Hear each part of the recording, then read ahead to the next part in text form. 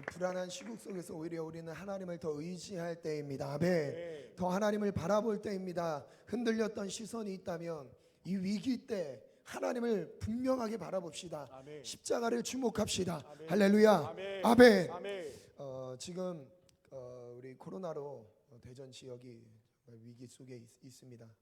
우리가 더 기도합시다. 나라 민족을 위해 기도합시다. 아멘. 깨어요. 더 깨어 기도합시다. 아멘. 아멘. 청년들이 새벽을 깨워서 기도합시다. 아멘. 아멘. 여러분, 나 혼자 살아서 사라질 수 있는 것이 세상이 아닙니다. 여러분, 나보다 먼저 나라가 살아야 합니다. 나라가 먼저 안전하게 지켜져야 합니다. 그래야 우리의 가정이 있는 것이고요, 내 삶이 보장되는 것입니다. 나라를 잃어버렸을 때 아무리 자기의 여러분 좋은 실력을 갖췄다 할지라도요, 나라를 잃어버린 순간 그때부터는요 자기의 실력이 발휘될 수가 없습니다. 여러분, 나라 잃어버렸던 지난 36년 동안에 일제차에 있었던 그때를 생각해 봅시다. 여러분, 나라의 아픔, 지금은 그 정도의 상황은 아니라고 우리가 좀 평안하다 생각할 수 있겠지만요, 그렇지 않습니다. 여러분, 지금이 기도할 때입니다. 여러분, 지금이 나라를 위해 기도할 때이고요. 여러분, 동북아 사정을 한번 보십시오. 우리나라 남북 분단의 현실 속에서요, 여러분, 우리나라 주변에 있는 수많은 강대국들이요 다 둘러싸여서요 나라가 분단되길 바라요. 아예 망하기를 바라고 있습니다. 왜냐하면 조금이라도 자기의 땅으로 뺏어가려고요 독도 절대 포기하지 않아요. 일본은요 독도 포기하지 않으려고 합니다. 여러분, 이게 상식적으로 맞지 않는 이야기인데도요 끝까지 그걸 물고 늘어지고 있습니다. 중국이요, 러시아요, 여러분 북한 땅을 계속 노리고 있어요. 언제 전쟁 나나? 전쟁 나는 순간요 우리나라를 어떻게 조각조각 자기 땅으로 가져가려고요 다 벼르고 있습니다. 여러분, 나라를 지킬 수 있는 사람이 누구 있겠습니까? 다른 강대국들에게 우리를 맡기겠어요? 미국에게 맡기겠어요? 중국에게 맡기겠어요? 어떤 나라에게 맡기겠습니까? 나라는요 그리스도인들이 기도하셔야 되는 거예요. 아멘. 그리스도인들이 나라를 놓고 기도하셔야 되고요, 우리가 그 책임에 가장 그 선봉에 서서 나라를 위해서 힘써서 싸우기를 축원합니다. 차별금지법으로 지금 교회 다니지 않는 사람들은 이 개념에 대해서 잘 모르겠지만요, 지금 차별금지법이요 엄청나게 혼란스럽게 하고 있습니다. 성평등, 이것으로 양성평등에서 성평등으로 바꾸려는 시도가요 15년 그 이상 전부터 계속 있어 왔어요.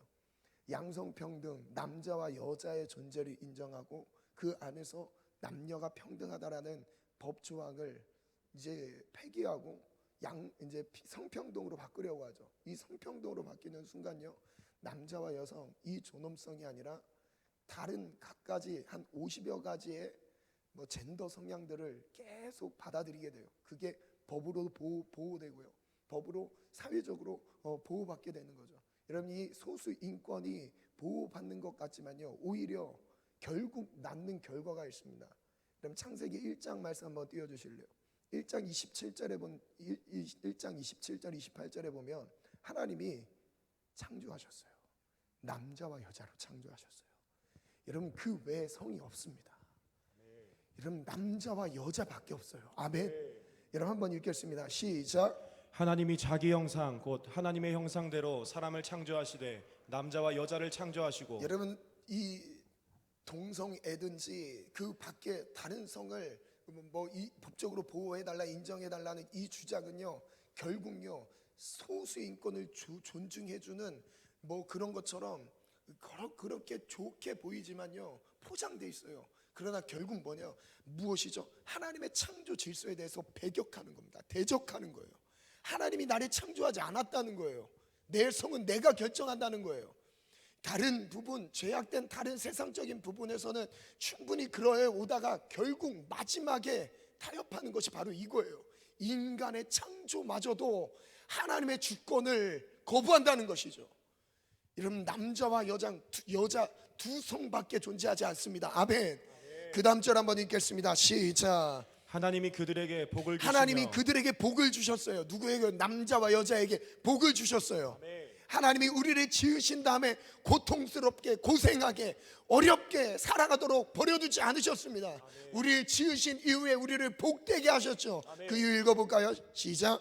하나님이 그들에게 이르시되 생육하고 번성하여 땅에 충만하라. 땅을 정복하라. 바다의 물고기와 하늘의 새와 땅에 움직이는 모든 생물을 다스리라. 저를 따라 하시니라. 선포합니다. 생육하라, 생육하라. 번성하라, 번성하라. 땅에 충만하라, 땅에 충만하라. 땅을 정복하라, 땅을 정복하라. 다스리라. 다스리라. 여러분, 이것이 하나님이 하나님의 형상대로 지음받은 남자와 여자에게 주신 권세예요. 아멘. 하나님의 권위를 인간에게 물려주신 겁니다. 아멘. 하나님의 창조의 질서를 인정하는 것이에요.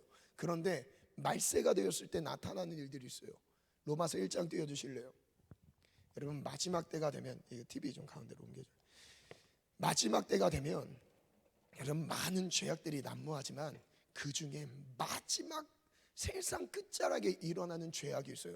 여러분, 이걸 보시며 주님 오실 때가 얼마 남지 않았다는 것을요 분별하셔야 돼요. 지금 이 죄악을 읽어가면서 진짜 주님 오실 때가 지금이구나 분별하시길 바랍니다. 로마서 1장 18절 이후에 보면 하나님의 진노가 불의로 진리를 막는 사람들의 모든 경건하지 않음과 불의에 대하여 하늘로부터 나타나나니, 하나님이 진노하시기 시작하셨대요. 이 사람을 지으신 하나님이 진노하셨어요. 왜 진노하셨을까요? 사람의 타락 때문에 그래요. 세상 다른 것이 다른 뭔가 발전되지 않아서 경제적 어려움 때문에, 여러분, 이런 것 때문에 하나님이 진노하신 게 아니에요. 진노한 이유는요, 하나님의 사람들이 하나님을 모르는 거예요. 하나님을 알아야 될, 그렇게 지음받은, 존귀하게 지음받은 우리 모두가 하나님을 모르는 거예요. 그래서 이렇게 말씀하셨어요. 이는 하나님을 알만한 것이 그들 속에 보임이라.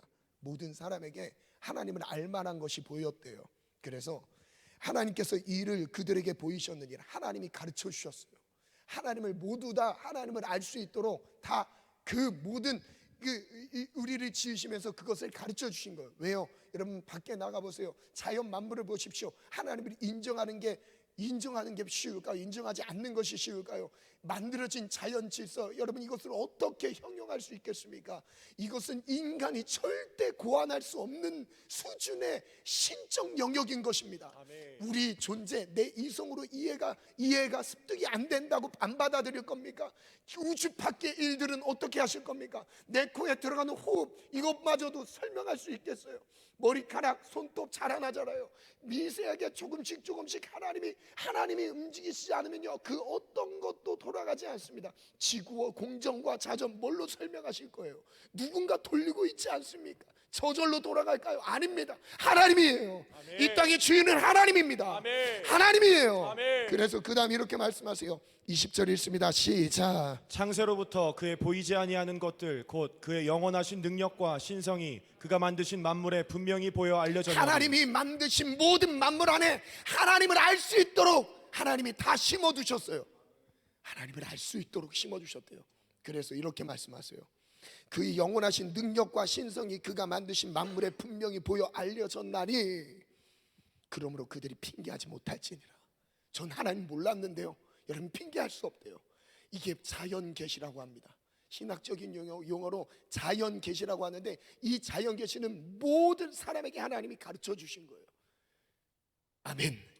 그래서 그 다음에 이렇게 나오세요. 하나님을 알되 하나님을 영화롭게도 아니하며 감사하지도 아니며 오히려 그 생각이 허망하여지며 미련한 마음이 어두워졌나니, 스스로 지혜 있다 하나 어리석게 돼요. 자기는 똑똑한 줄 알아요.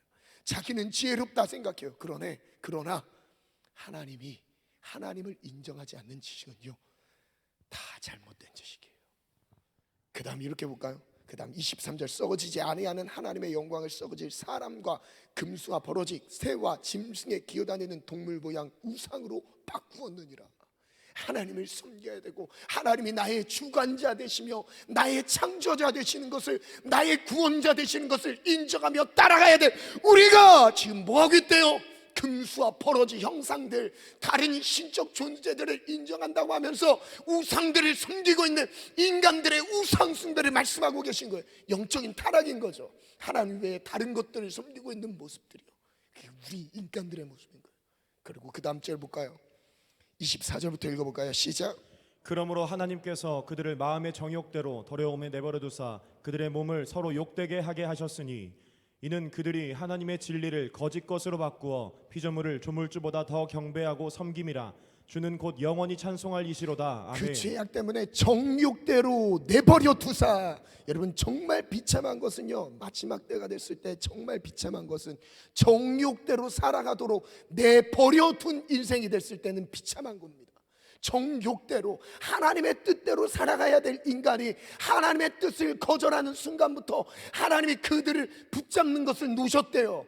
내버려 두사 그들의 정욕대로 살아가게 하셨대요. 그 다음 나타난 일들이 바로 이거예요. 그 다음 한번 읽어볼까요?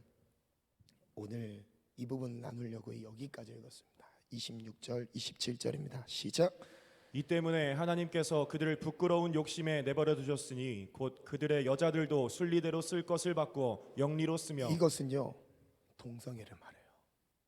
여자들이 순리대로 써야 될 하나님의 창조 질서 안에서 순리대로 남자와 여자와의 관계 안에서 건강한 가정을 이루고 하나님의 뜻, 생육, 번성, 충만, 복을 누리도록 지음을 받았는데 여자들이 뭐래요? 여자들이 좋대요. 여자와 여자끼리 이성교제를 해요. 나는 남자 할게, 너는 여자 해. 내가 아빠 할게, 네가 엄마 해. 이게 가정이 돼버린대요. 그 다음 절 한번 볼까요? 27절 시작. 그와 같이 남자들도 순리대로 여자 쓰기를 버리고 서로 향하여 음욕이 부릴 듯하며 남자가 남자와 더불어 부끄러운 일을 행하여 그들의 그릇 때문에 상당한 보응을 그들 자신이 받았느니라. 지금 이 27절 말씀은 되게 순화되어서 단어 선택이 순화되어서 표현됐지만요, 이 남자가 잘 보세요. 그와 같이 띄워주세요. 남자대로 순리대로 여자 쓰기를 버리고 여자와 성적인 관계, 온전한 가정 안에서의 아름다운 모습을 버렸대요. 그리고 어떻게 한대요? 서로 향하여 음욕이 불릴 듯하더니. 여러분 동성애는요 왜 시작되냐면요, 음욕이 부릴 듯 일어나서 생기는 겁니다. 음욕이, 음탕한 욕심이 사랑이 아니에요. 여러분 사랑은 감정이 아닙니다. 여러분 감정 따라 사랑한다고 말했다고 감정이 바뀌면 안 사랑하는 건가요? 하나님이 언제 그렇게 우리에게 사랑하라고 말씀하셨어요? 그렇게 교제하라고 하셨어요? 그렇게 사귀라고 하셨어요? 여러분 이성 교제 자체도요 청년의 때 인식을 바꾸셔야 돼요. 감정을 따라가는 게 아닙니다. 여러분 진리를 따라가셔야 돼요. 아멘. 여러분 내가 좋을 땐 만나고 싫을 땐 헤어지는 이런 관계를 하나님 말씀하셨습니까? 그런 관계가 아니라니까요. 하나님의 관계. 여러분 결혼한 다음에 그럼 어떻게 하실 거예요? 좋아하는 감정이 안 들면 어떻게 하실 겁니까? 그럼 헤어져야 되는 건가요? 여러분 언제 하나님이 이런 뚱딴지가 엉뚱한 법들을 언제 만드셨어요? 여러분 지금 인간의 이 정욕이 얼만큼 상거란지요, 자기 정욕이 하나님인 줄 알고 이 뜻대로 행하고 있습니다. 그 다음에 여러분 간통죄도 폐지된 거 엄청난 문제인 거예요.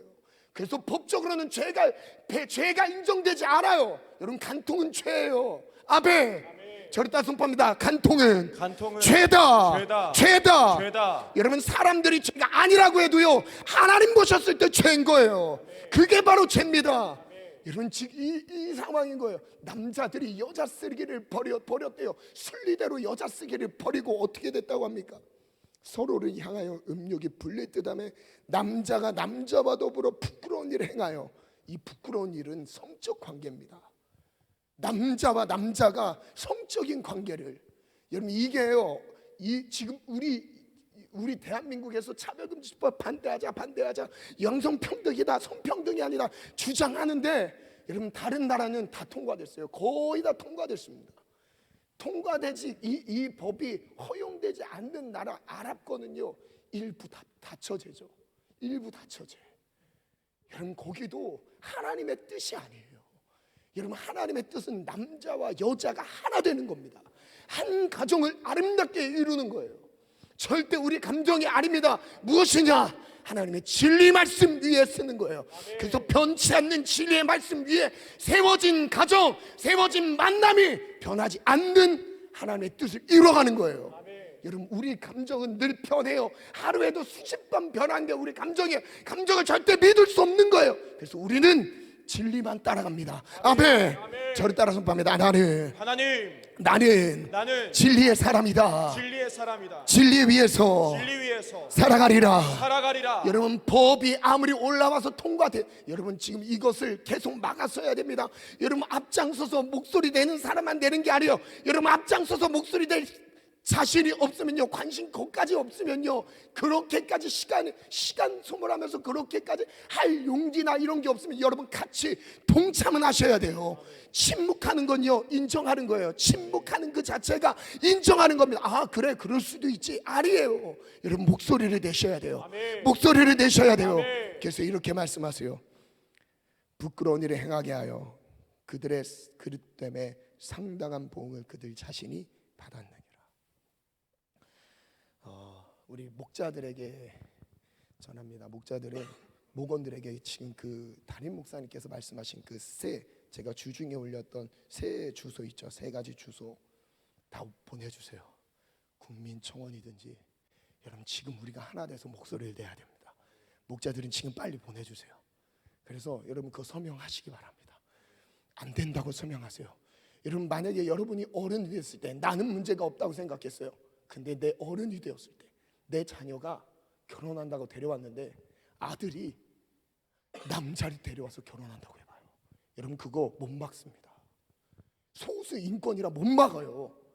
남자 며느리를 둘 수도 있습니다. 여러분, 지금 막으셔야 돼요. 담임 목사님 말씀하셨잖아요. 목욕탕에, 화장실에, 여탕에, 여러분 여성도 목욕탕에서 목욕하고 있는데 갑자기 남자가 들어왔어요. 자기 여성이라고 하면서. 여러분, 이거 어떻게 하실 거예요? 소수인권이라고 받아줄 겁니까?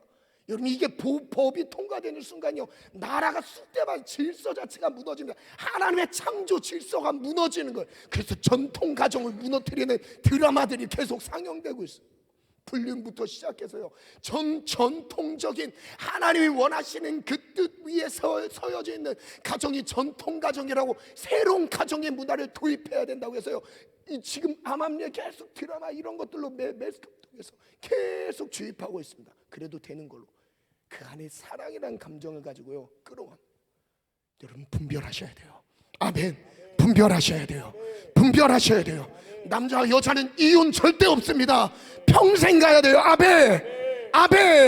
여러분, 마음이 맞으면 살고 안 맞으면 헤어지는 이게 아닙니다. 평생이에요. 결혼하는 순간 평생이에요. 하나님의 뜻 안에서 결혼하시길 바랍니다. 아름다운 믿음의 가정 우리 청년의 때 이루시기를 축원합니다. 아멘. 다 보냈나요? 리더들, 목자들 다 보냈어요. 우리 한번 기도합시다. 한번 기도할게요. 서명 안 하신 분들은 잠깐 지금 시간 드릴게요. 기도하는 시간에 서명하세요. 국민청원 제가 리더방에 올렸던 목자들은 그거 리더들에게, 저기 우리 목원들에게 보내주시기 바랍니다. 여러분, 한두 사람만 열심히 뛴다고 해서 그게 아니에요. 우리 같이 움직이셔야 됩니다. 같이 하나님의 뜻이 이루어지는 나라, 하나님의 뜻이 존중되는 나라. 여러분, 우리 대한민국의 시작 반주발 이 땅에 돈가스 남하고, 여러분, 하나님의 성 말씀 위에 성경에 손을 얹고 시작됐던 국회가 대한민국입니다. 대한민국 시작이 하나님의 기도, 하나님을 향한 기도로 시작했던 나라가 우리나라였어요. 하나님의 도우심으로 여기까지 왔습니다. 그런데 왜 여기까지 오게 됐습니까? 왜 이 지경에까지 오게 되었습니까? 우리가 기도해야 됩니다. 우리가 힘을 모아야 됩니다. 우리가 함께 하나 되어서 목소리를 냅시다. 아멘. 목소리를 냅시다. 서명하지 안 한 사람들은 잠깐 기도하는 시간에 서명하는 시간 갖고 우리 같이 한번 나라 민족을 해서 한 번 더 기도합시다. 하나님, 동성애는 무너질지어다. 하나님의 뜻을 배격하며 대적하는 이 어둠의 모든 법정들을 사라질지어다. 주여, 삼창 기도합니다. 주여.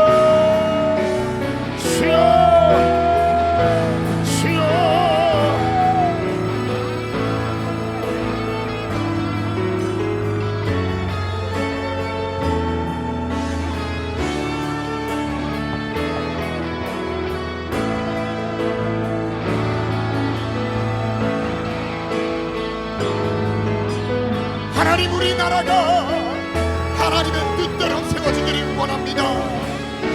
차별금지법은 무너질지어다. 어둠의 세력들은 무너질지어다.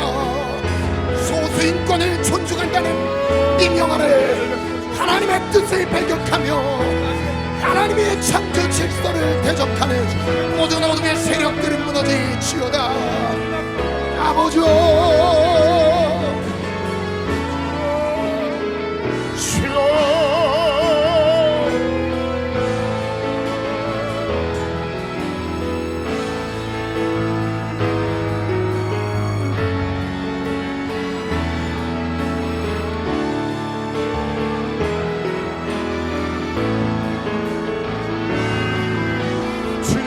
침묵은 동조하는 겁니다. 침묵은 동조하는 거예요. 하나님 그거에 대해서 반드시 갚으실 것입니다. 하나님, 우리가 깨어서 나라 민족을 위해 기도하게 도와주옵소서. 하나님 차별금지법 절대 안 됩니다. 절대 안 됩니다.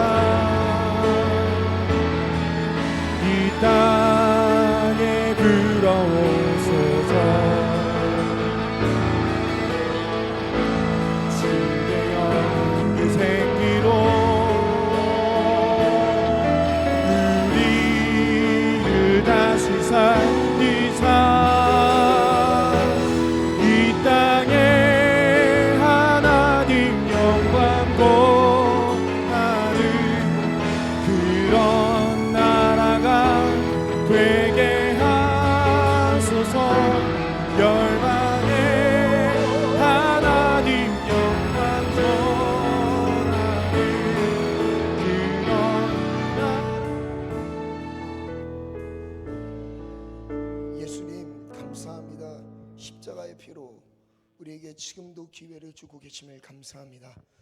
주를 의지할 수 있는 모든 기회 놓치지 않게 도와주옵소서. 예수님의 이름으로 기도합니다. 아멘. 오늘은 8번째 주제, 기도의 서원, 열매가 보인다. 오늘은 좀 시간이 없을 것 같아서 중간쯤 나누고 말씀을 마무리 짓겠습니다. 기도의 서원 한번 제목 띄워주시겠어요? 함께 읽습니다. 시작. 기도의 서원, 열매가 보인다. 기도의 서원. 여러분 서원기도 들어보셨죠? 서원기도 들어보셨는데 그 서원기도가 보통 이제 그 의미를 모르고 서원기도하는 경우들이 좀 많이 있어서 제 마지막 주제로 서원기도를 넣었거든요. 마치 서원기도는 이와 같습니다. 글을 한번 띄워주시겠어요? 서원기도는 어떻게 해야 하나요? 질문을 가져왔는데 글을 읽어드릴게요. 서원은 하나님께 드려지는 특별한 헌신입니다. 이건 특별한 헌신이에요. 그러기에 특별한 경우에 드려져야 합니다. 특별한 경우에만 드려져야 되는 거예요. 그래요. 그래서 성경에 기록된 서원 기도는 대부분 구원의 역사와 연결되었습니다. 그럼 우리가 어떤 상황에서 서원을 해야 되는가 생각해 볼게요.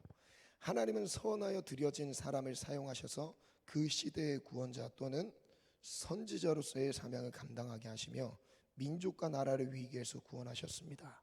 그 다음 마지막 문장 또 읽어볼까요? 시작. 서원 기도를 통해 사람으로 이룰 수 없는 구원의 열매를 보게 하셨습니다. 무엇 때문에 사람들이 서원을 했을까요? 근데 서원 기도에 대한 내용은 성경에 보면 그리 많지 않습니다. 아주 가끔 등장해요. 서원을 하면서 그 서원으로 하나님께 응답을 받아서 그 응답의 역사를, 구원의 역사를 이뤘던 경우들은 정말 드뭅니다. 저는 이제 이렇게 한번 표현을 해봤어요. 제 스스로 좀 이렇게 한번 묵상을 해봤는데, 서원 기도는 그 배 있잖아요. 배가 항해를 하는 가운데서 배에 활용되는 많은 그 뭔가 기구들이 있을 거예요. 뭐 키가 있을 거고, 돛이 있을 거고, 엔진이 있을 거고, 막 배에 관련된 많은 것들이 있겠죠. 근데 서원 기도를 배에 비유를 하자면 서원 기도는 배에서 구명보트 정도 되지 않을까 생각은 해봤어요. 구명보트. 여러분 구명보트를 자주 쓰나요? 쓸 일이 거의 없습니다. 그런데 꼭 필요해요. 잘 쓰진 않지만 필요한 거예요. 왜? 언제 필요하죠? 배가 침몰할 때, 위기를 맞았을 때, 그때 구명보트를 그때 사용합니다. 서원기도가 바로 이와 같은 거죠. 사람이 그 서원을 드리는 그 순간은 언제냐면 하나님 앞에 특별한 헌신을 하게 될 때입니다. 그 다음 한번 볼게요. 116페이지 보면 오늘 첫 번째 주제만 나누고 마치도록 하겠습니다. 3시 10분에 말씀 마치도록 할게요. 3시 10분에. 자, 말씀 한번 그 다음 제목 갑니다. 시작. 말씀을 의지한 한나의 서원 기도. 한나에게 어떤 괴로움이 있었을까요? 말씀을 볼게요. 그에게 두 아내가 있었어요. 2절에 보면 한 사람의 이름은 한나였고 다른 한 사람은 분인나라. 분인나에게는 자식이 있었고 한나에게는 자식이 없었더라. 4절 같이 읽어볼까요?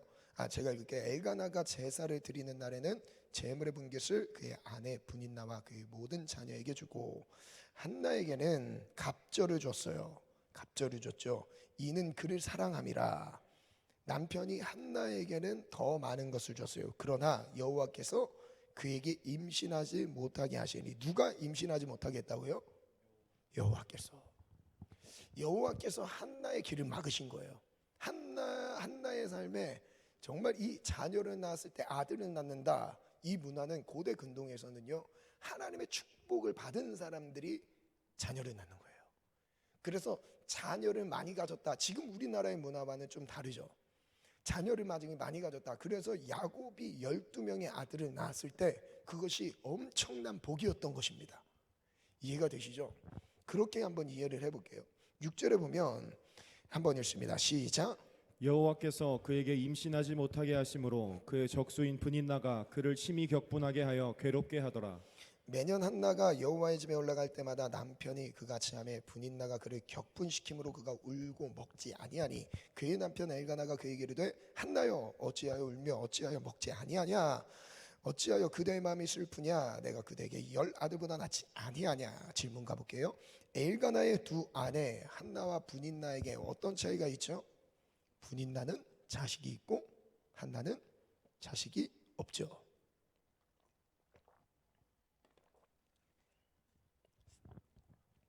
두 번째 질문 갈게요. 엘가나는 왜 한나에게 재물의 분깃을 갑절이나 주었죠? 더 사랑했기 때문에 주었습니다. 즉 남편으로부터 더 많은 사랑을 받은 사람이 누구죠? 한나였습니다.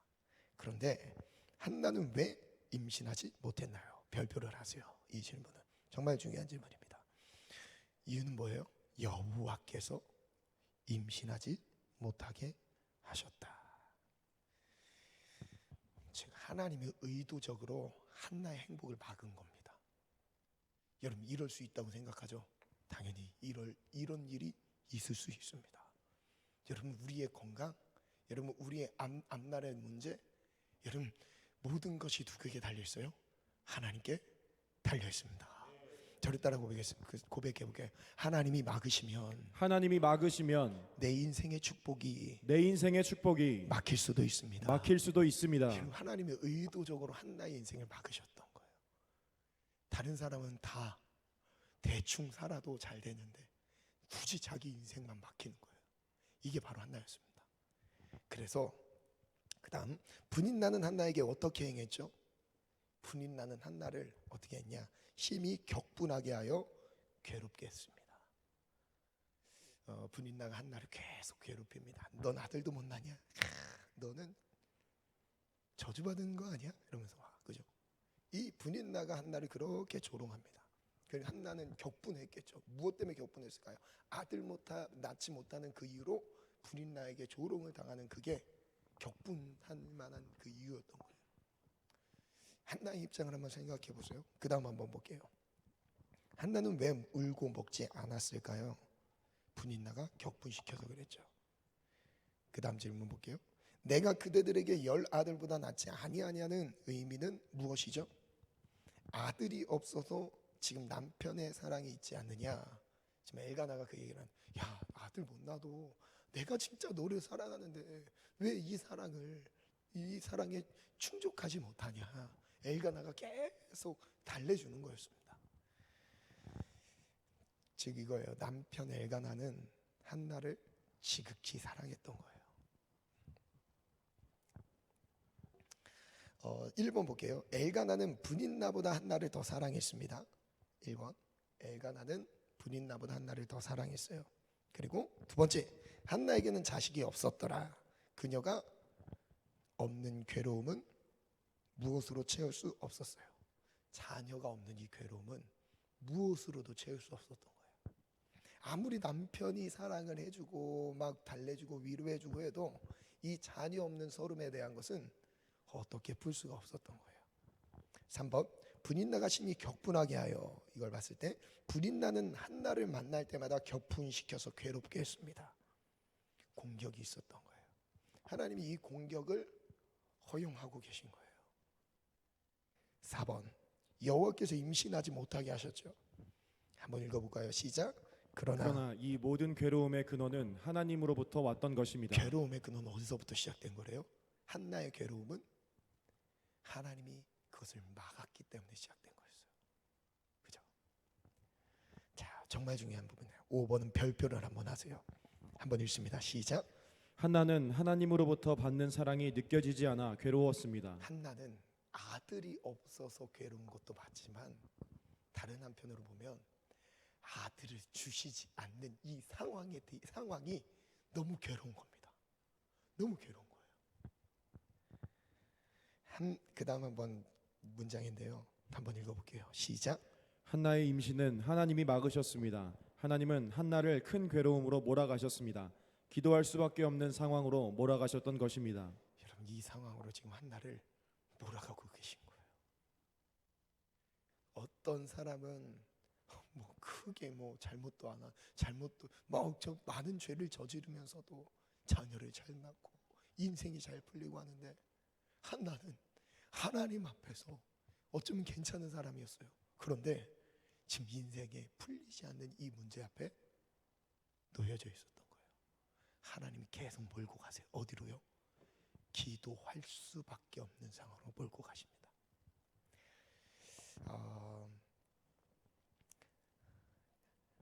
그 다음 한번 볼게요. 한나는 하나님께 어떤 기도를 드렸죠? 기도한 내용을 볼게요. 1장 10절에 보면 10절 한번 읽습니다. 시작.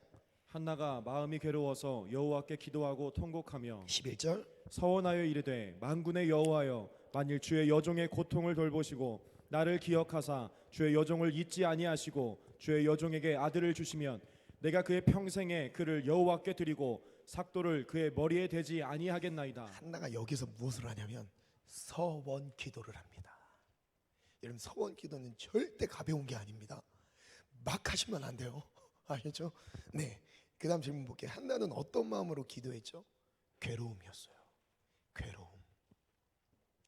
한나는 무엇을 얻기 위해 서원했죠? 아들을 얻기 위해 서원합니다.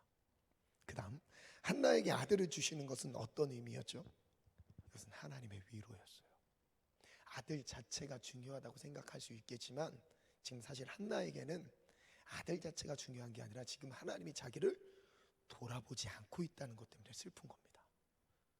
내가 하나님 앞에서 이렇게 하고 있는데 하나님은 나의 삶을 돌보지 않는 거예요. 이런 경우 많지 않습니까?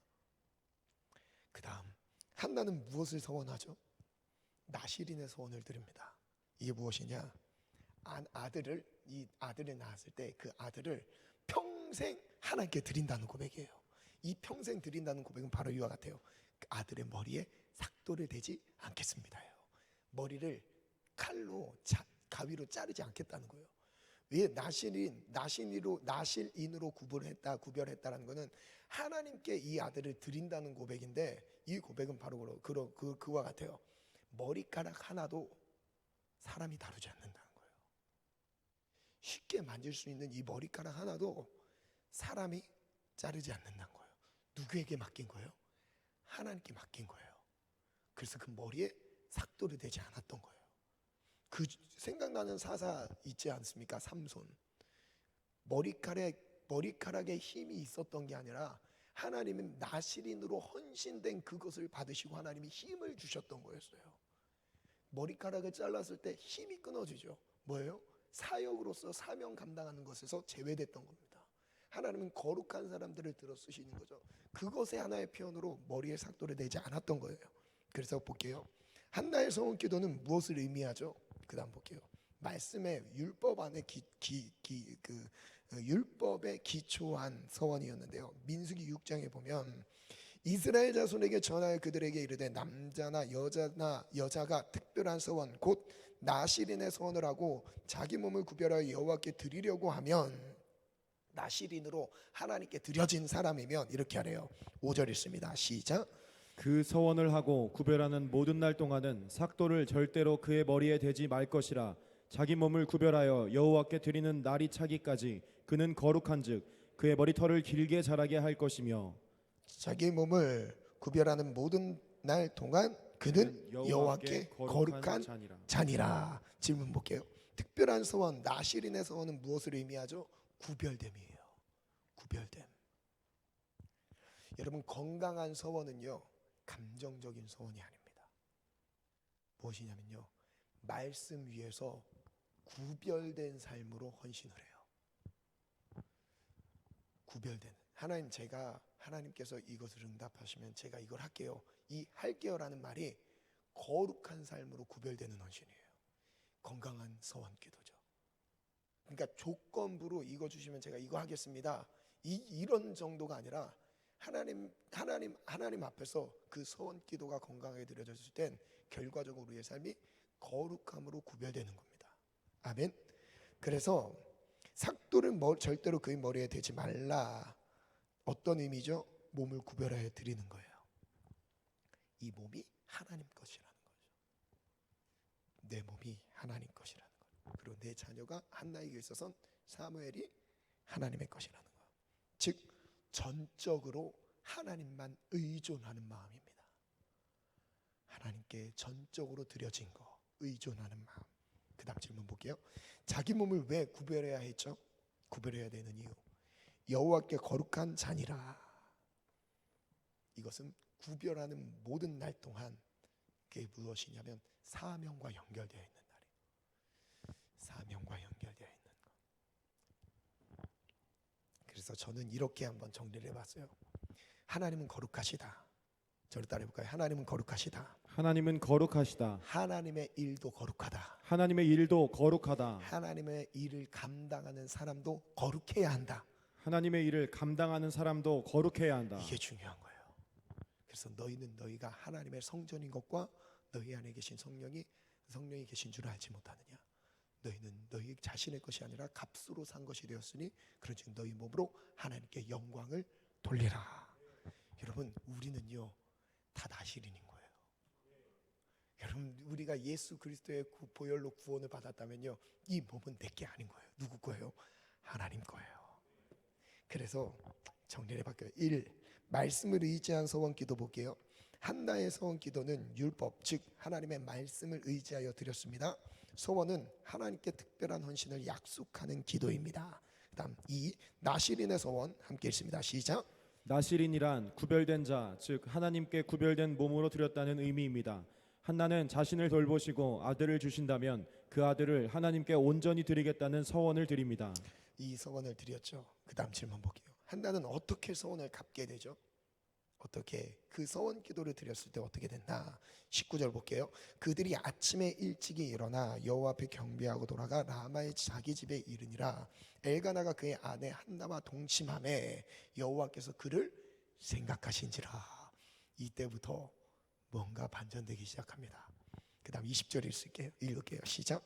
한나가 임신하고 때가 이름에 아들을 낳아 사무엘이라 이름하였으니 이는 내가 여호와께 그를 구하였다 함이더라. 생각하신지라 이제 교재에 보면 그거에 대한 의미를 제가 이렇게 정리해 놨습니다. 히브리어로 자카르라고 이렇게 발음을 하는데 기억하다, 마음에 두다, 생각하다라는 뜻이에요. 이것은 하나님이 한나의 소원 기도를 들으셨다는 의미입니다. 하나님은 한나의 괴로운 마음을 잊지 않으시고 기억하셨음을 알 수 있는 거죠. 지금까지 한나가 갖고 있었던 그 괴로운 사정을 하나님이 계속 보고 계셨다는 거예요. 그 다음 볼게요. 질문인데요. 한나는 어떻게 아들 사무엘을 낳게 되죠? 한나를 생각하셨어요. 하나님이 한나를 생각하셨어요. 사무엘 이름의 뜻은 무엇이죠? 내가 여호와께 그를 구하였다. 내가 여호와께 그를 구하여서 얻은 아들이기 때문에 사무엘이었어요. 사무엘. 여기 사무엘. 성전에서 사시기 바랍니다. 네. 그 다음에 사무엘상 1장 24절부터 한번 볼게요. 젖을 뗀 후에 그를 데리고 올라갈새 수소 3마리와 밀가루 한 에바와 포도주 한 가죽부대를 가지고 실로 여호와의 집에 나아갔는데 아이가 어리더라. 그들이 수소를 잡고 아이를 데리고 엘리에게 가서 제사장입니다. 엘리가 26절 함께 읽습니다. 시작. 한나가 이르되 내 주여 당신의 사심으로 맹세하나이다. 나는 여기서 내 주 당신 곁에 서서 여호와께 기도하던 여자라. 이 아이를 위하여 내가 기도하였더니 내가 구하여 기도한 바를 여호와께서 내게 허락하신지라. 28절 있습니다. 시작. 그러므로 나도 그를 여호와께 드리되 그의 평생을 여호와께 드리나이다 하고. 한번 선포합니다. 힘차게 한번 선포해. 내가 기도할 때에 기도한 것을 여호와께서 기억하신다. 그리고 허락하신다. 아멘. 이것이 우리에게 위로가 되는 것입니다. 한나의 기도가 오늘 우리의 기도가 되기를 축원합니다. 질문 볼게요. 한나는 사무엘의 어느 시기에 여호와의 집에 데려갔죠? 젖을 뗀 후 바로 어디로 보냈어요? 여호와의 성전으로 보냅니다. 여호와의 집 성막으로 보냈어요. 그리고 성막의 일을 위해 구별했습니다. 한나는 엘리 제사장에게 자신을 어떻게 소개하죠? 여호와께 기도하던 여자로 자신을 소개합니다. 존재감이 없었어요. 여러분, 한나가 존재감이 있는 사람이 존재감이 그리 있는 사람이 아니에요. 자신을 기도하던 여자 이렇게 소개하죠. 그때 한나는 사무엘을 어떻게 얻었다고 하죠? 기도 응답이라고 고백합니다. 기도 응답. 그 다음 한나는 어떤 마음으로 여호와께 경배했을까요? 자신을 기억하셔서 돌보신 은혜에 감사했겠죠. 그래서 저는 이렇게 한번 정리해봤어요. 한나는 아들을 얻기 위해 기도했지만 아들을 얻는 것에 목적이 있었던 게 아니에요. 여러분, 여기서 잘 분별하셔야 됩니다. 한나는 아들을 얻기 위해 기도했는데 아들을 얻고 아들을 가지는 그 자체가 한나의 기도 제목이 아니었어요. 만약 아들 자체에 목적이 있었다면, 목적을 두었다면 아들을 얻었을 때 어떻게 했을까요? 하나님께 드렸을까요? 평생을 하나님께 드렸어요. 집에서 기르지 않았습니다. 아예 남남이 되는 거예요. 하나님께 드리지 않았을 거예요. 한나는 뭐가 필요했냐면 하나님이 필요했어요. 고통을 살피시는 하나님이 느끼지 않아서 괴로웠던 겁니다. 내 고통을 살펴주신 하나님이 느껴지지 않는 거예요. 그래서 괴로운 거예요. 1번 볼게요. 여호와께서 그를 생각하신지라. 하나님은 한나를 기억하셨습니다. 소원 기도를 들으셨으며 한나의 괴로운 마음을 살펴주셨어요. 그리고 2번, 그의 평생을 여호와께 드리나이다. 한나는 기도로 얻은 아들이라는 것을 확신했어요. 그리고 하나님께 소원을 갚았습니다. 중요한 부분이에요. 이제 하나님께 소원을 갚은 뒤에 어떤 은혜가 따르죠? 정말 중요한 부분입니다. 사무엘상 2장으로 갈게요. 2장 21절에 보면 함께 읽습니다. 시작. 여호와께서 한나를 돌보시사 그로 하여금 임신하여 세 아들과 두 딸을 낳게 하셨고 아이 사무엘은 여호와 앞에서 자라니라. 여호와께서 한나를 돌보시기 시작하는데 하나님께 드려진 그 첫째 아들, 첫 아들 맏아들을 드린 이후에 한나의 삶을 돌보셔서 3명의 아들과 2명의 딸을 낳게 하십니다. 그리고 사무엘은 어떻게 해요? 여호와 앞에서 자라도록 구별해 뒀습니다.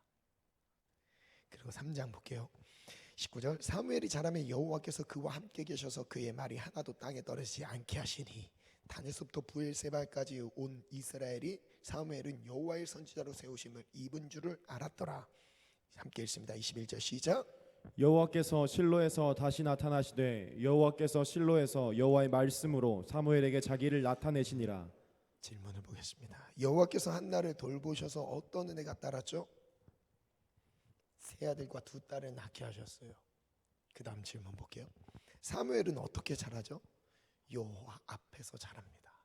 부모님 앞에서 자라는 게 아니라 여호와 앞에서 자라게, 성장기를 하나님 앞에서 보내게 합니다. 그리고 온 이스라엘이 어떻게 사무엘을 선지자로 세우심을 입은 줄 알았죠? 여호와께서 사무엘과 함께 하심을 나타내셨어요. 이것은 바로 무엇으로 보여죠? 사무엘이 하는 말마다 땅에 떨어지지 않았던 거예요. 그래서 그 다음 질문인데요. 그의 말이 하나도 땅에 떨어지지 않게 하시니라는 것은 어떤 의미인가? 전 두 가지로 묵상했습니다. 첫 번째는 사무엘이 한 말이 하나도 땅에 떨어지지 않았다는 것은 첫 번째는 이런 의미가 아니었을까요? 사무엘이 하는 말마다 하나님께서 사무의 말을 지키시고 계신다는 의미도 포함되겠고, 또한 하나님의 뜻을 말하는 사무엘을 생각할 수 있습니다. 그러니까 하나님이 원하시는 것을 말하고 있는 사무엘인 거죠. 그러니까 하나님과 사무엘이 지금 일치가 되고 있는 거예요. 하나님의 뜻을 사무엘이 온전히 수행하고 있는 것입니다. 그래서 사무엘을 선지자로 모든 사람들이 인정했던 거예요. 그 다음 볼게요. 여호와께서는 사무엘에게 자신을 어떻게 나타내셨죠? 실로에서 여호와의 말씀, 정말 중요합니다. 실로에서 여호와의 말씀으로 나타내셨어요. 여러분, 이 실로는 사사 시대가 끝나고 이제 통일왕국 성전이, 예루살렘의 성전이 지어지기 전에 장막 형태로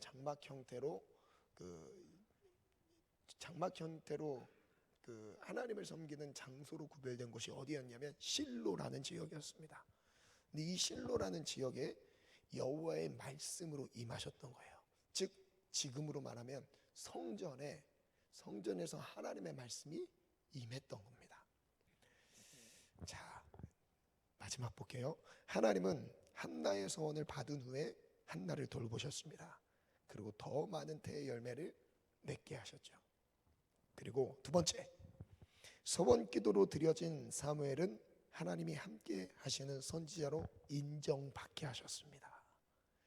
이 시작이 뭐였다고요? 한나의 서원 기도였습니다. 마지막 문장은 정말 중요한 부분이거든요. 오늘 한나의 기도의 핵심 부분입니다. 이 부분을 같이 한번 읽었으면 좋겠어요. 반주 준비해 주시고 함께 읽습니다. 시작. 자식이 없어 괴로워하던 한나의 마음이 곧 하나님의 마음이었습니다. 이스라엘에 하나님께 구별되어 드려진 사람이 없어 슬퍼하시는 하나님의 마음이었습니다. 잠깐 멈출게요. 불 꺼도 됩니다. 하나님의 마음이 지금 누구의 마음인 거예요? 한나의 마음인 거예요. 그러니까 한나는 지금 내가 왜 이런 고통 속에 있어야 되는지 이유는 몰랐는데, 시간이 가면서 하나님은 무엇을 계획하셨냐면, 한나가 느끼는 그 괴로움 속에서 맏아들을 하나님께 드려서 온전하게 구별된 사람을 찾고 계셨던 거예요. 즉 무슨 의미냐면, 이 시대에 구별된 사람이 없었던 거예요. 이 시대에 각자 적당한 수준으로 신앙생활을 할 수 있어도 하나님 앞에 온전히 드려진 인생이 없었던 겁니다. 여러분, 하나님이 이것을 받으시려고 한 명을 쓰시는 거예요. 누구요? 한나를 쓰셨던 거예요. 계속 몰아가요. 고통으로 몰아갑니다. 그러면서 거기서 서원을 하게 하세요. 그리고 그 서원기를 들으시고, 만약에 한나가 자녀를 그 전에 낳았으면 서원을 했을까요? 온전히 자기 아들을 구별해서 성전에 드렸을까요? 아니었다니까요. 인생을 하나님이 막은 듯 했지만 하나님은 더 큰 계획을 갖고 계셨던 거예요. 무엇이요? 그 민족을 살리고 싶으셨던 거예요. 그걸 볼게요. 다시 한번 제가 읽어드릴게요. 자식이 없어 괴로워하던 한나의 마음이 곧 아버지의 마음이었습니다. 이스라엘에 하나님께 구별되어 드려진 사람이 없어 이는 하나님의 마음이었습니다. 그 다음 한번 읽어볼까요? 시작. 이스라엘의 구원을 위해 나실린으로 구별하여 드려진 사무엘은 마치 온 인류의 구원을 위해 드려진 예수님의 모습을 보는 것 같습니다. 서원 기도는 하나님께 구별하여 드리기 위한 특별한 헌신입니다. 특별한 헌신입니다. 저는 오늘 우리 지체들에게 다 소원하라고는 하고 싶진 않아요. 이 서원 기도가 얼마나 중요한지를 여러분, 서원은 절대 함부로 하면 안 됩니다. 그리고 다음 주에 나누겠지만 서원을 경박스럽게 해버린 입다의 서원을 다룰 겁니다. 그 서원을 어떻게 갚게 하시는지를 볼 거예요. 여러분, 서원은 하면 안 돼요. 절대 하지 마세요. 다만 이 한나의 괴로움이 얼마나 컸던지 그 괴로움을 하나님이 사용하셔서 서원하게 하는 그 기도라면 여러분 하셔도 됩니다. 여러분, 그런데요, 보통 이런 서원 기도를 하게 하는 경우는 별로 없습니다. 여러분, 그 인생이 정말 참을 수 없이 정말 그 바닥에서 견딜 수 없을 만큼 그 인생을 보내게 하시면서 하나님이 결국 그 서원 기도로 열매를 맺게 하시지만, 여러분, 지금 그 서원을 하게 하시는 지체들은 많이 없을 것 같아요. 거의 없을 겁니다. 오늘 우리가 그럼 여기서 무엇을 깨달아야 되느냐? 여러분, 한나의 그 한 사람의 기도로 그 민족을 살리실 하나님의 움직임이 보이기 시작해요. 부르짖는 그 한 사람의 기도로 여러분, 그 아들을 온전하게 바치는 것을 통해서 그 시대가 얼만큼 영적으로 암흑기였는지를 보게 됩니다. 제사장이 있어도 제사장답게 섬기지 못하는 시대가 바로 이 시대였습니다. 지금으로 말하면 이거예요. 많은 수많은 신학생과 사역자들과 막, 여러분, 다른 때보다 지금요, 이 시대에요, 지금 다른 때보다 더 많은 목사들이 배출되고 있는 거 아십니까? 교회에 성도들은 줄어가고 있는데 더 많은 목사들이 배출되고 있어요. 무엇을 의미하고 있어요? 성직을 갖고 있는 사람은 많은데 성직다운 역할을 하고 있지 못하는 시대가 바로 지금 시대인 거예요. 여러분, 지금 시대에 하나님이 무엇을 찾고 계시냐면 온전하게 드려지는 사람을 찾고 계십니다. 여러분, 그것이 우리의 청년의 때를 여러분들의 삶이 되기를 축복합니다. 여러분, 여러분의 삶이요, 하나님 앞에 온전하게 거룩하게 구별되어져서요 드려지기를 축원합니다. 그렇게 하나님 앞에 드림받는 청년의 때를 보내시기를 축원합니다. 한나의 기도를 생각하면서 이 시간 합심해서 한번 기도하겠습니다. 하나님, 내가 한나의 기도를 생각합니다. 고통 중에 고통으로만 생각하지 않게 하시고, 여러분, 서원하지 마세요. 서원 지금 하라는 의미가 아닙니다. 고통 중에서 하나님을 찾으시라는 거예요. 고통을 당하고 있는 이 시점에서 하나님을 찾으라는 거예요. 하나님을 부르라는 거예요. 하나님을 만날 때에 하나님이 그 기도를 들으시고 하나님의 이 역사하심을 보여주시길 시작하실 것입니다. 우리 말씀 생각하면서 우리 먼저 주님 세 번 찾고 합심해서 기도합니다. 주여, 주여, 주여.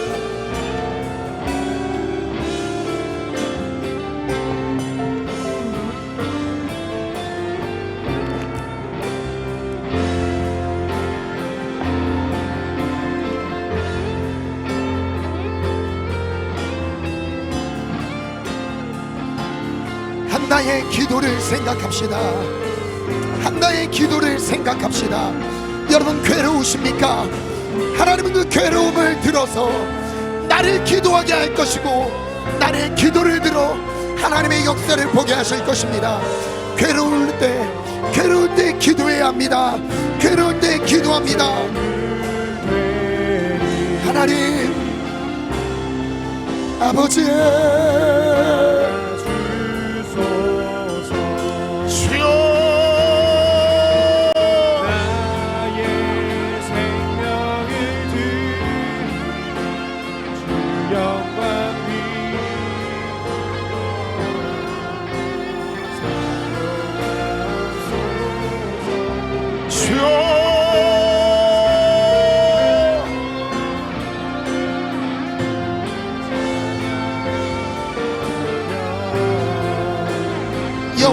여호와께서 그를 생각하신지라 여호와께서 그를 생각하신지라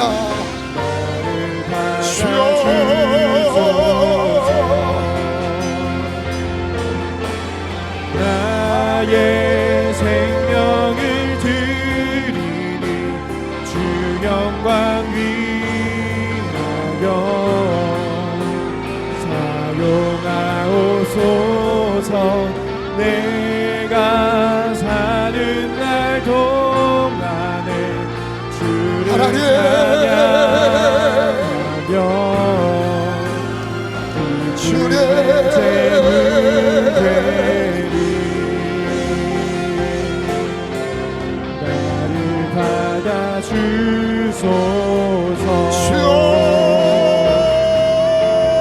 나의 생명을 드리니 주 영광 위하여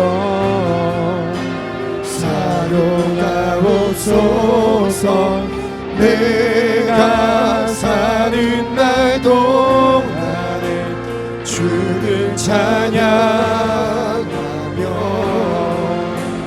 기쁨의 제물 되리.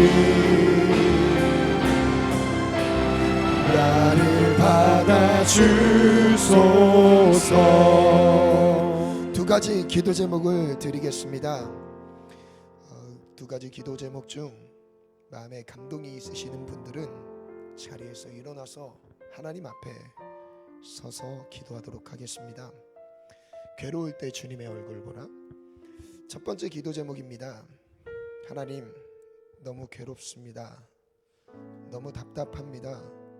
나의 인생이 왜 하나님이 나를 돌보시는 기분, 느낌이 없는지 모르겠습니다. 하나님에 대한 실망과 절망감이 일어날 때도 있습니다. 그리고 또 다른 더 많은 인간적인 세상적인 축복을 누리는 사람들이 비교의식 속에 나를 격분하게 합니다. 하나님, 도대체 나의 삶을 언제까지 괴롭게 두시겠습니까? 하나님, 나를 살펴주옵소서.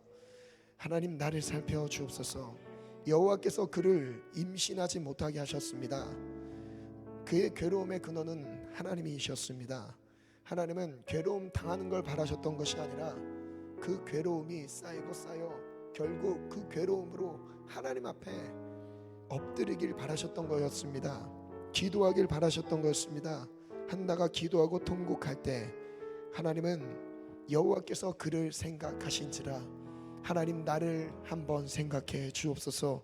하나님, 사방이 막혀 있습니다. 하나님, 나를 생각해 주옵소서. 이 고백이 있으신 분들 자리에서 일어나겠습니다. 하나님은 우리의 괴로움을 살피실 수 있는 분입니다. 하나님은 나의 아픔과 연약함을 돌보실 수 있는 분입니다. 여러분, 인생의 어떤 역경 속에 시간을 보내고 있으십니까?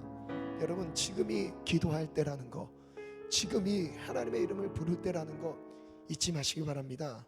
두 번째 기도 제목을 드리겠습니다. 하나님은 지금 이 세상에 온전하게 헌신된 한 사람을 찾고 계십니다.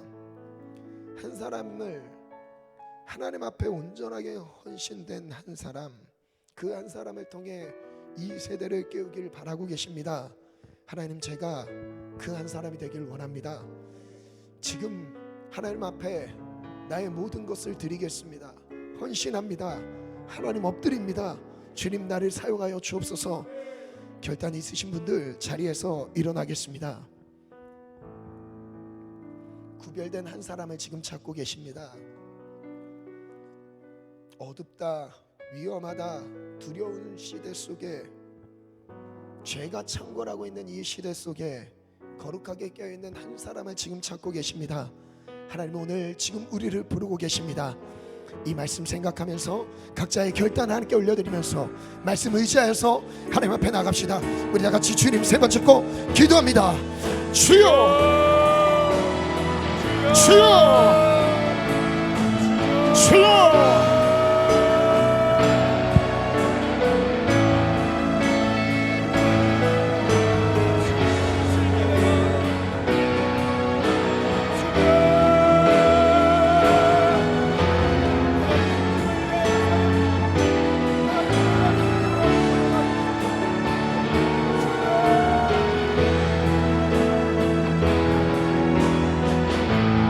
적당히 주의 길을 따라가는 사람은 많았습니다. 적당히 십자가를 바라보고 있는 사람도 많았습니다.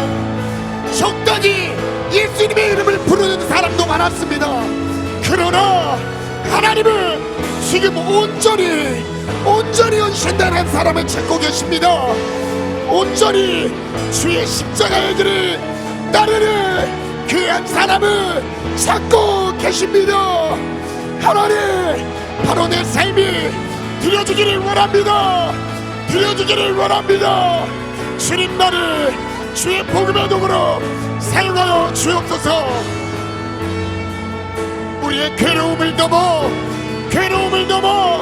하나님 앞에 드려지기를 원합니다. 주여,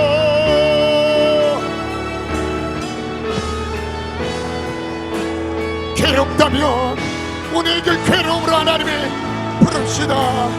괴로울 때 하나님을 부릅시다. 답답하다며 하나님을 부릅시다. 하나님을 찾읍시다. 주께 맡겨라. 슬플 때에 주님의 얼굴 보라. 사랑하게 주님 안식 주리라. 눈을 들어 주를 보라. 내 모든 영려 주께 맡겨라. 슬플 때에 주님의 얼굴 보라. 사랑의 주님 안식 하나님은 지금 나의 주리라. 괴로움을 생각하고 계십니다. 내가 얼만큼 아픈지, 내가 얼만큼 인생에 막힌 분들이 있는지 그때 주님 보고 계십니다. 나를 생각하고 계십니다. 하나님, 나의 답답하고 억울한 마음, 하나님 분한 마음, 격분한 마음을 살펴주세요. 하나님, 나를 살펴주세요. 하나님, 나를 살펴주세요. 주여, 주여,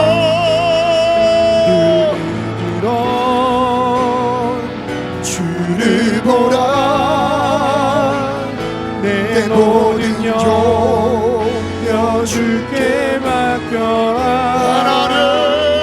슬플 때에 주님의 얼굴 보라. 사랑하게 주님 안식 주리라. 눈을 들어 주를 보라. 내 모든 영려 주께 맡겨라. 슬플 때에 주님의 얼굴 보라. 사랑의 주님 안식 주리라. 괴로울 때 주님의 얼굴 보라. 평화의 주님 바라보아라. 세상에서 시달린 친구들아, 위로의 주님 바라보아라. 다시 한번 고백합니다. 괴로울 때 주님의 얼굴 보라. 평화의 주님 바라보아라. 세상에서 시달린 친구들아, 위로의 주님 힘이 없고 내 마음 연약할 때, 힘이 없고 내 마음 연약할 때 능력의 주님 바라보아. 주의 이름 부르는 모든 자들, 모든 자들 힘 주시고 아멘. 눈을 들어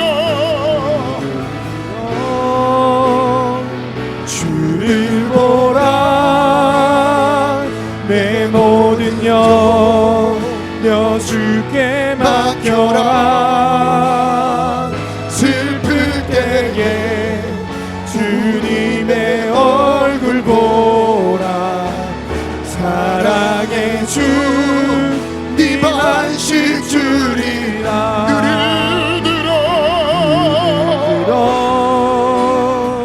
주를 보라.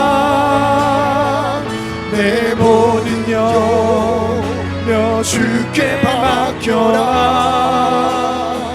슬플 때에 주님의 얼굴 보라. 사랑의 주 네 안식 주리라. 마지막 한 가지 더 기도하겠습니다. 여러분의 속한 공동체에서 나의 삶이 사무엘처럼 드려진, 거룩하게 드려진 삶이 되기를 축복합니다.